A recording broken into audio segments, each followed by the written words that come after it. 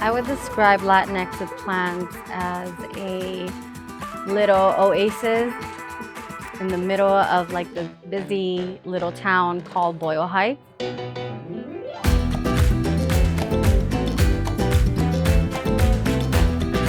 I was introduced to the art world at I want to say a young age, because I didn't go to school for the arts, but I apprenticed a lot. That was my way of educating myself and becoming an artist of my own. I started Latinx With Plants as an Instagram page, but it quickly grew into something more tangible. My father became very ill, and I had to figure out a way to financially help him. I wasn't passionate about selling my art, so I started selling plants in my front yard. I did the pop-ups for my house. I did them by appointment, and it took off. And in 4 months, I had enough money to open up my first brick and mortar. I handpick every plant that's in here. I curate all the products, the candles, the jewelry. It's very intentional. I try to source products that are ethically made. It's about quality.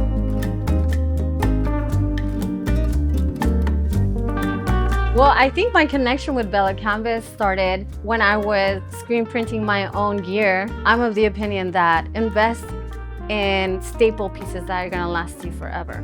So I rather go with folks that are making things ethically or are mindful of that versus getting something that's cheap and more accessible. I wouldn't want to wear like a t-shirt that's just like loose at the neck and just like you could easily tell that it's just not good quality. And if it has your brand name, I think that's not a good look. It's not cute. So I'd rather invest in better quality. I think when people come and they see our apparel, most of the time, if they can't take a plant, they'll take a shirt. People travel long distances to come visit us. They'll share the story like, I'm coming from Chicago, and yes, this is not the only reason why they came, but it's like on their list of places they must come check out. So a way for them to support is through the apparel.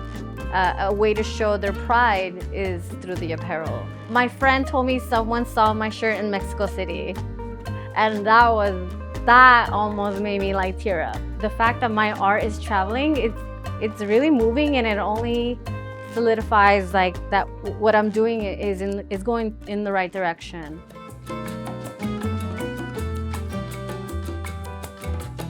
Well, I think it's important for me and Latinx With Plants to exist, because I think like we have to set an example. As much as I want to embrace positive change, I'm also fearful of what change can bring to this neighborhood.